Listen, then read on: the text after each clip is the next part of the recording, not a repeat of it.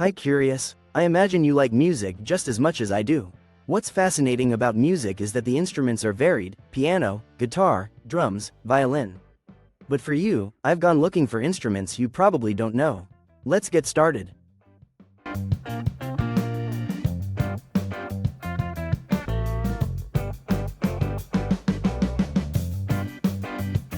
No spelling mistakes here. This instrument is indeed called the croth.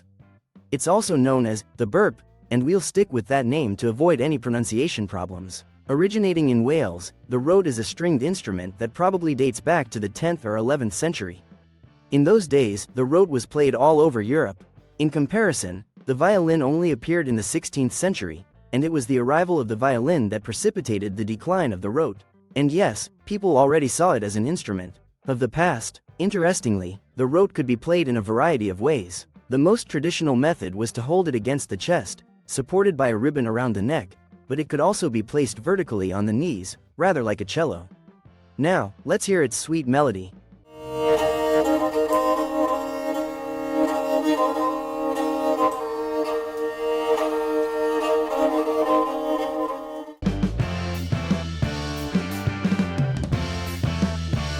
At first glance, you'd think the cymbalum had something to do with drum cymbals. Well, not at all. The cymbalum is actually a stringed instrument. If you've got Eastern European roots, you're probably already familiar with it. This instrument is deeply linked to gypsy culture, which is why it's sometimes called the gypsy piano. It is particularly popular in Romania and Hungary. The cymbalum is played in two ways, either by plucking the strings, or by striking them with small sticks whose ends are covered with leather or cotton to soften the sound. And although it may not look like much from a distance, the cymbalum can be incredibly impressive when properly mastered. Famous composers such as Stravinsky himself have even composed pieces in which the cymbalum features prominently. Here's an extract.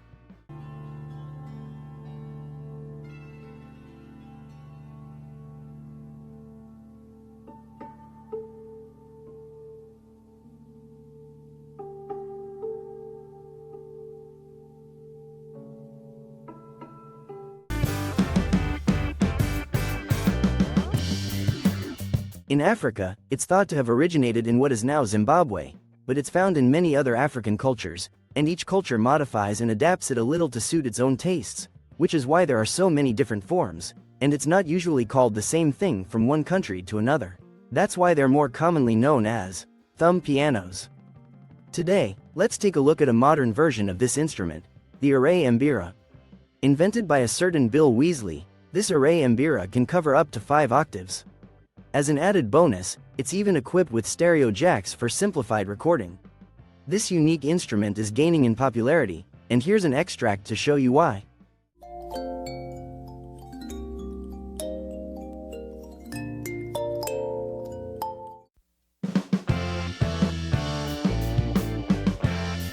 This instrument is truly unique, because it doesn't fit into any of the usual categories. It's not wood, brass, or even percussion. For example, on a guitar, the sound comes from the strings, so it's a solid that vibrates.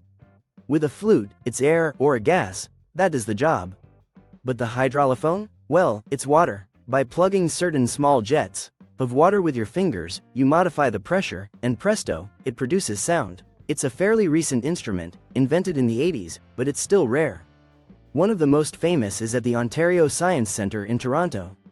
This one is gigantic and open to the public.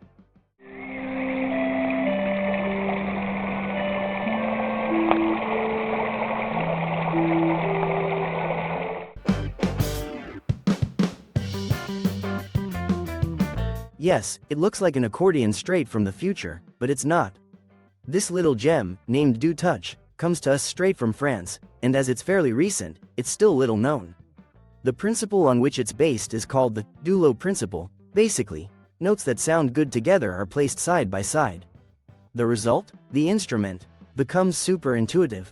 The Do Touch is also a looper, which means you can create entire songs by stacking musical sequences. With dozens of instrument sounds available, you record a sequence, choose another instrument, superimpose a new sequence, and voila! To better understand how it all works, there's nothing like a short video demonstration.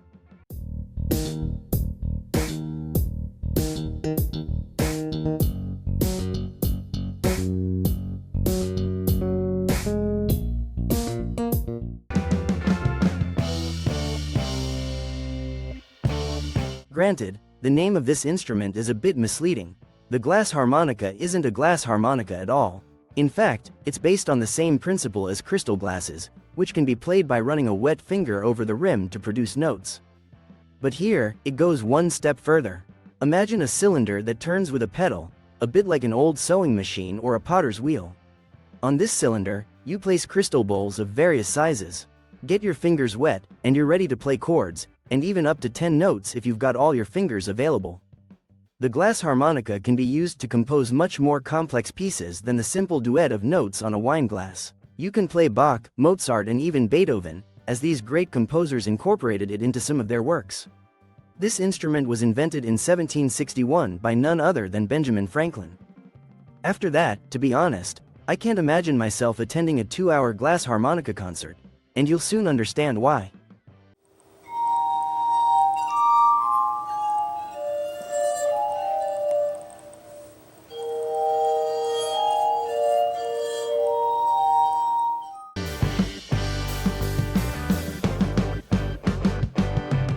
So, do you know the theremin?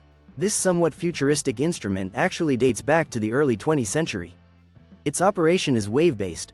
One hand controls the volume the further away you are, the louder the sound, while if you touch the metal, the sound disappears altogether. The other hand controls pitch. The closer you are to the antenna, higher the sound. The theremin is fascinating because you can make music without physically touching the instrument. But why talk about the theremin, you may ask? Well, this one has a little quirk. It's called the badgerman. You guessed it, it's a mix of badger and theremin. Imagine a theremin built into a stuffed badger. Yes, it's real. A one-off, created by a theremin and taxidermy enthusiast. Well, sometimes mixing two passions produces unexpected results. Just for fun, here's a demonstration of the famous badgerman.